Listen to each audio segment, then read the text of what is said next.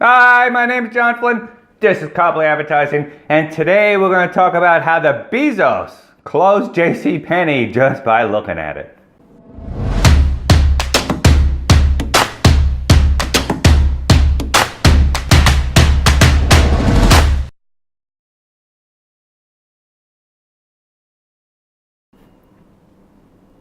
Ah, the Bezos.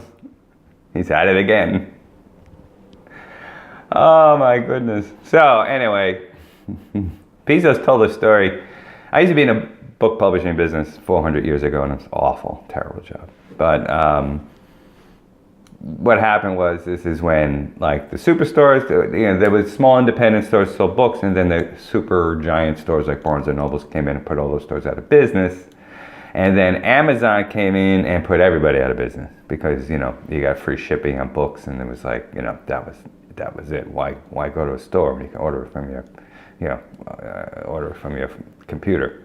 Now a lot of people in my business died, and even I was resentful. But I think a year or two ago, Bezos gave this interview, and he was talking about disruption of things, and they talked about disruption of the book business. And what happened was that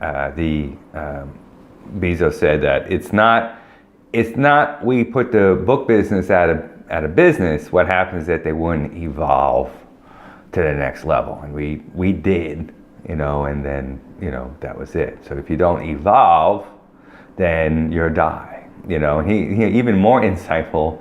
Bezos said, one day we will be disrupted. One day we will be forced out of business by some 21-year-old guys in a garage somewhere, right? So, Bezos probably accepts the cycle of nature. So, it's pretty interesting. But anyway, so with J.C. Penney, Marvin Ellison, who is CEO of J.C. Penney, announced that he was going to Lowe's, the hardware kind of Home Depot rival over there. So, and that shocked the retail world because, I mean, the reporters makes up stuff, but I don't know, because, the issue was that he left, one of the reasons he left JCPenney is that, Lowe's couldn't be interrupted by Amazon as much as JCPenney. So, and this caused JCPenney stock to fall and da-da-da-da-da. Now, this second it might be true, but if an Amazon type company can't disrupt Home Depot and Lowe's ever, you would be wrong.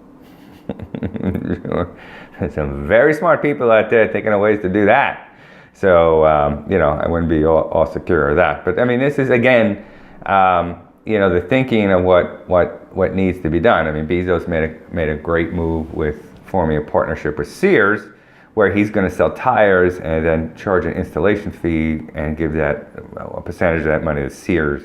And then people walk into a Sears store who hasn't been in a Sears store for 20 years. So, that's a win-win for everybody. But I mean, the whole retail community has to, look at these giants like JCPenney. It's like, they've been dead a long time. I mean, it's like, dead men walking stuff. I mean, it's like, you guys have to reinvent, what's going on. You can't just sit there and have that same clientele come in over and over and over again. I'm not sure if that's helping you at all.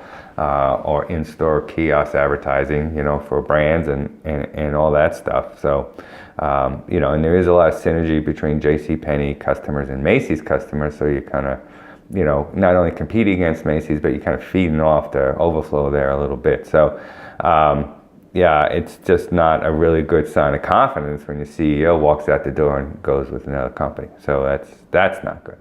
So, this is just another indication of how people are going to have to change. When innovation happens, they change, and the ones that change win. Like recruitment marketing. I have companies who are moving in a different direction. Now, immediately that change isn't going to take effect, but over time, we're going to be in a much better situation because we've already taken those steps forward. So it's like then when the people behind us try to get it, crawling, then we'll be like running down the road. So it's like that's all good stuff. But I mean.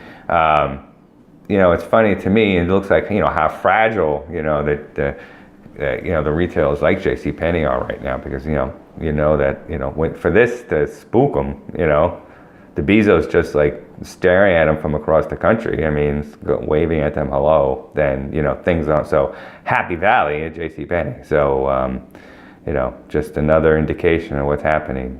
Of out there and how people gotta get smart. So if you're not smart, then you have a problem, and you better start using. You could fail. A lot of this, like my stuff, is like a couple $1,000. So you fail. So what? So, we always, when I do a campaign, it's like the great thing about my stuff is that some of it works, some of it doesn't, so that's okay. We just turn off the stuff that doesn't. Learn from it. And we gather all the data, right? We gather all the data for the next campaign, so that's even more efficient. So the more you run with me, the more concentrated we are, and the cheaper it is. So, so that's the thinking. You got to change the way you're doing. John Flynn, give me 1 month. Give me 1 month of my mobile marketing platform, and I will fix it.